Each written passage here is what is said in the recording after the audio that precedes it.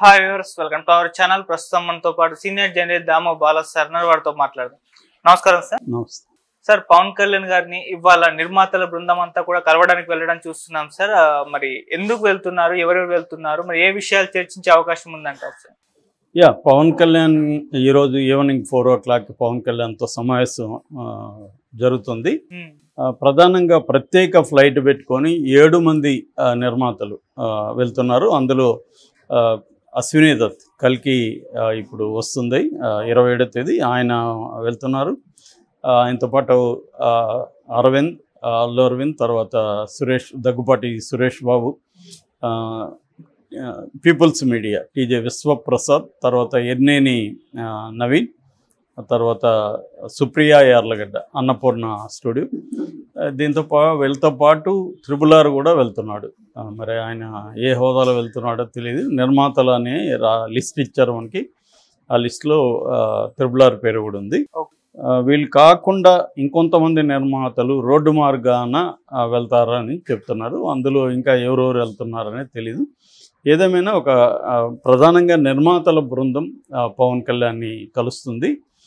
మొన్న కందుల దుర్గేష్ కూడా చిరంజీవిని కూడా కలిశాడు. కందుల దుర్గేష్ సినిమాటోగ్రఫీ మంత్రి జనసేన తరఫున.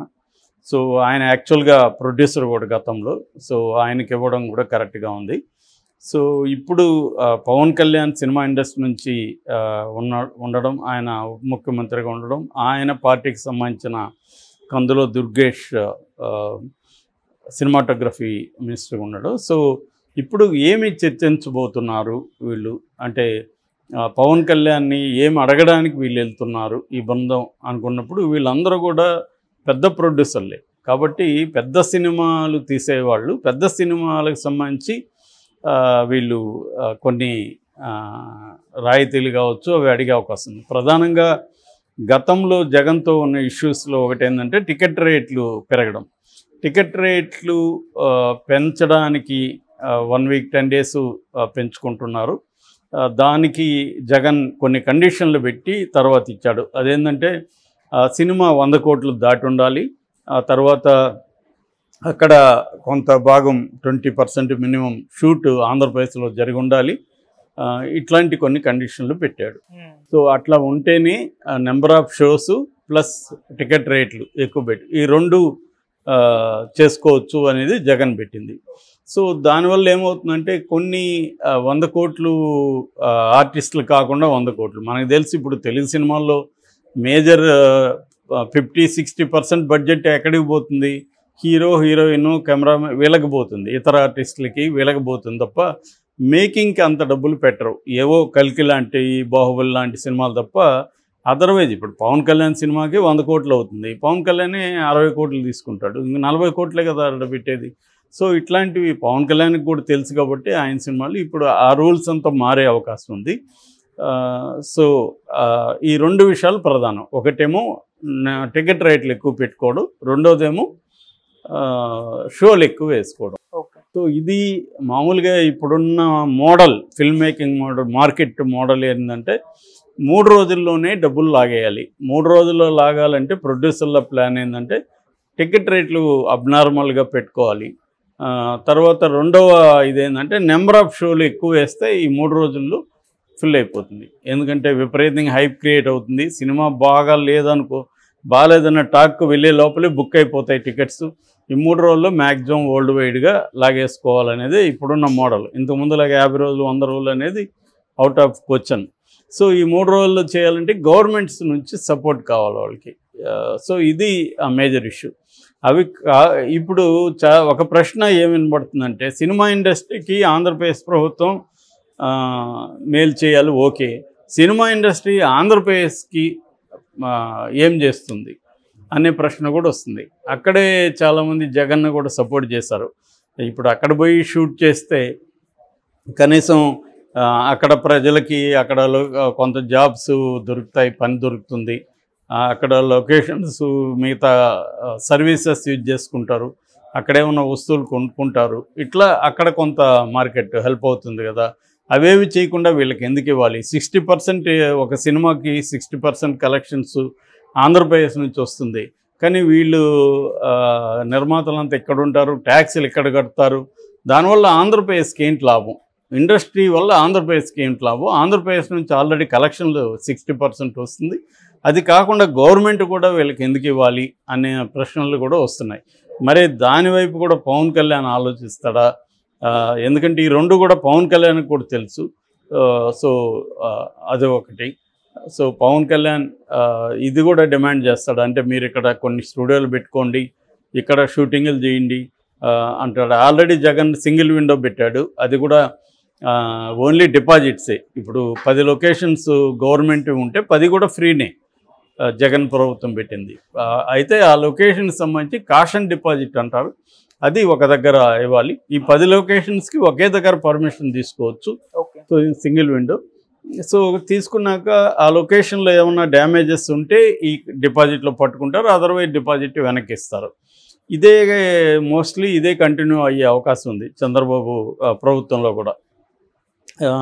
అట్లాగే పోలీస్ కావచ్చు, మిగతా డిపార్ట్మెంట్స్ కూడా లంచాలు తీసుకోకుండా హెల్ప్ చేయాలి. ఇక్కడ మనం నేను కూడా ఆ మధ్య నేను కూడా ఒక సినిమా డైరెక్ట్ చేశాను. చూసినప్పుడు ఏమవుతుందంటే మనం పోలీస్ స్టేషన్లో ముందుగా పర్మిషన్ తీసుకొని రోడ్డు మీద షూట్ చేస్తుంటే కూడా మళ్ళీ పోలీసులు వస్తారు. ఆడికి పోలీసులు వచ్చి మీరు తీసుకుంది ఆ పర్మిషను, మాకు ఇక్కడ డబ్బులు ఇవ్వాలి అని కెమెరాలు తీసుకెళ్ళిపోతారు.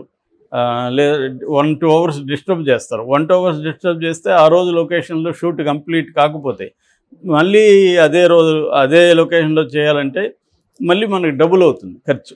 రెండోది డేట్స్ ఇబ్బంది అవుతుంది. అందువల్ల వాళ్ళు అడిగిన 10,000 20,000 లంచం ఇచ్చేసి మనం కంటిన్యూ చేసుకోవాల్సి వస్తుంది. అందువల్ల లొకేషన్ ఛార్జెస్ ఇక్కడ ఎక్కువే. ప్రైవేటు వాళ్ళైతే ఇంకా భయంకరంగా లాగేస్తారు. సినిమా వాళ్ళంటే వీళ్ళకి విపరీతంగా డబ్బు ఉంటుంది అని ప్రతి ఒక్కరు అనుకుంటారు. అది చిన్న బడ్జెటా పెద్ద బడ్జెట్ అవన్నీ వాళ్ళకి పర్లేదు. మేము ఒకసారి అక్కడ ఒక పొలంలో మా ఫ్రెండ్కి సంబంధించిన పొలంలో పర్మిషన్ తీసుకొని చేస్తుంటే కూడా ఊరంతా వచ్చేసి ఆపిచ్చేశారు. మా ఊరికి డబ్బులు ఇవ్వకుండా మా ఊరు పొలంలో, అరే మీది కాదు కదా పొలం, అతనిది కదా, అతను ఉన్నాడు కానీ మేము ఒప్పుకోమంటారు. సో ఇలా ఉంటుంది. ఊరికి ఇవ్వాలి, ఆ పంచాయతీ పెద్ద మనుషులకి ఇవ్వాలి. ఇలాగ నువ్వు ప్రైవేట్గా చేసిన ఈ గొడవంతా తెలంగాణలో బాగా అలవాటు. సో అందువల్ల ఇప్పుడు అక్కడ అవన్నీ ఇంకా అలవాటు కాలేదు. అక్కడ చాలామంది షూట్లు ఈ మధ్య కూడా ఫ్రెండ్స్ చేశారు, అక్కడ బాగుందని చెప్తున్నారు షూటింగ్. అందువల్ల కొంత వెళ్తున్నారు. రెండోది అక్కడ ఫారెస్ట్ బ్యాక్ డ్రాప్స్ ఉన్నాయి, మంచి లొకేషన్స్ ఉన్నాయి. కర్నూలు, కడప చాలా మంచి లొకేషన్స్ ఉన్నాయి. ఇంకా అటు వెళ్తే గోదావరి ఏరియాలో మనకు తెలిసిందే. అలాగా అక్కడ కూడా మంచి లొకేషన్స్ ఉన్నాయి, చేసుకోవచ్చు. నైట్ ఇంటికి వెళ్ళొచ్చు, ఫ్యామిలీస్తో స్పెండ్ చేయొచ్చు. బయటికి వెళ్తే మళ్ళీ ఇదంతా డిస్టర్బ్ అవుతుందని హీరోలకే ఇంట్రెస్ట్ లేదు, ప్రొడ్యూసర్లు కూడా చేయడానికి ఇబ్బంది లేదు, కానీ హీరోలు ఒప్పుకోవట్లేదు. మరి పవన్ కళ్యాణ్ కూడా ఆయన హీరో, ఆయన కూడా ఎప్పుడు అలా ఒప్పుకోడు. మరి ఇప్పుడు ఇట్లాంటి పవన్ కళ్యాణ్ అవన్నీ పక్కన పెట్టి ఆయన రిప్రజెంట్ చేస్తున్న రాష్ట్రానికి పరిశ్రమలు రాలేదని జగన్ని విమర్శించారు. మరి ఇప్పుడు సినిమా పరిశ్రమల్ని పవన్ కళ్యాణ్ ఎందుకు తీసుకురాలేదని గతంలో కూడా పవన్ కళ్యాణ్ మీద విమర్శలు ఉన్నాయి. సో ఇప్పుడు మరి సినిమా ఇండస్ట్రీని అక్కడికి ఏమన్నా తీసుకురాగలరా? వైజాగ్లో ఆల్రెడీ బ్రహ్మాండమైన పరిస్థితులు ఉన్నాయి, అక్కడ ఆల్రెడీ స్టూడియోస్ ఉన్నాయి, యూనిట్స్ ఉన్నాయి. అట్లాగే అమరావతి ఇప్పుడు సిటీగా డెవలప్ చేస్తామంటున్నారు. సిటీగా డెవలప్ చేసినప్పుడు అమరావతిలో కూడా ఫిల్మ్ ఇండస్ట్రీ అక్కడ కూడా డెవలప్ అవ్వాలి కదా. సో దీనికి ఏమి తీసుకుంటారు?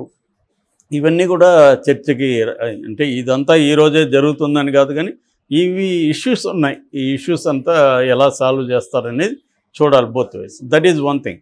సెకండ్ థింగ్, చిన్న ప్రొడ్యూసర్లు కూడా పవన్ కళ్యాణ్ టైం ఇవ్వాలి. ఎందుకంటే ఇప్పుడు వెళ్ళిన వాళ్ళందరూ పెద్ద బ్యాచే వీళ్ళు. సో వీళ్ళ అవసరాలు, వీళ్ళ రిక్వైర్మెంట్స్ వేరే ఉంటాయి. చిన్న సినిమాల వాళ్ళకి ట్యాక్స్ ఎగ్జంప్షన్ ఇవ్వడం, కొన్ని చోట్ల సబ్సిడీలు కూడా ఇస్తున్నారు కొన్ని మహారాష్ట్ర లాంటి రాష్ట్రాలు. సో అట్లా ఏమన్నా ప్రోత్సాహకాలు ఇవ్వడం. ఆంధ్రాలోనే కంప్లీట్గా సినిమా తీస్తే, ఇప్పుడు కర్ణాటకలో అట్లాంటి రూల్ ఉంది, కంప్లీట్గా అక్కడే సినిమా తీస్తే వాళ్ళకి ఎగ్జంప్షన్స్ ఉన్నాయి. అట్లా ఏమన్నా చిన్న సినిమాలని ప్రోత్సహిస్తాను. ఎందుకంటే పెద్ద సినిమాలు మనం చూస్తున్నాం, నెంబర్ ఆఫ్ బిగ్ సినిమాలు తగ్గిపోయినాయి. అందువల్ల థియేటర్లు కూడా మూసేసుకునే పరిస్థితి ఉంది. సో అదొకటి. అట్లాగే కేవలం ఓటీటీ కోసమే సినిమాలు, వెబ్ సిరీస్ తీస్తున్నారు. అలాంటి వాళ్ళ కోసం ఏం చేస్తారు వాళ్ళు? ఇట్లాంటివి కొన్ని ఉన్నాయి. ముందు నుంచి కూడా చంద్రబాబు సినిమా ఇండస్ట్రీతో ఫ్రెండ్లీగా ఉంటాడు. సినిమా ఇండస్ట్రీలో మేజర్ ప్రొడ్యూసర్లు అంతా కూడా చంద్రబాబుతో క్లోజ్గా ఉంటారు. జగన్కి అక్కడ కూడా ఇబ్బందులు జగన్తో ఇండస్ట్రీకి వచ్చాయి. సో ఇప్పుడు పవన్ కళ్యాణ్ ఉండడం అనేది సినిమా ఇండస్ట్రీకి ఒక పెద్ద ఉత్సాహం అని చెప్పాలి. కానీ ఇక్కడ మళ్ళీ చిన్న సినిమా ప్రొడ్యూసర్లకి ఏం చేస్తారు, ఇవన్నీ అనేక ఇష్యూస్ ఉన్నాయి. మరి అంటే ఒకటేమో ఆంధ్రప్రదేశ్కి ఇండస్ట్రీని ఎట్లా తీసుకురావాలి, అక్కడ షూట్లు ఎలా చేయించాలి, ఇండస్ట్రీ ద్వారా ఆంధ్రప్రదేశ్కి ఇన్కమ్ని ఎట్లా పెంచాలి, రెండవది చిన్న సినిమాలకి ఏమి ఇవ్వాలి. ఈ పెద్ద సినిమా వాళ్ళు ఎవరినైనా మేనేజ్ చేసుకుంటారు, జగన్ ఉన్నా రేవంత్ రెడ్డి ఉన్నా వాళ్ళు చేసుకోగలరు, చిన్న సినిమా వాళ్ళు చేసుకోలేరు. సో వీళ్ళకి ఏం చేయాలనేది అది చూడాలి. అట్లాగే థియేటర్ల ప్రాబ్లమ్ను కూడా అడ్రస్ చేయాల్సి ఉంటుంది. చాలా సినిమా థియేటర్లకి ముఖ్యంగా సింగిల్ స్క్రీన్ థియేటర్స్ మూతపడే పరిస్థితి ఉంది.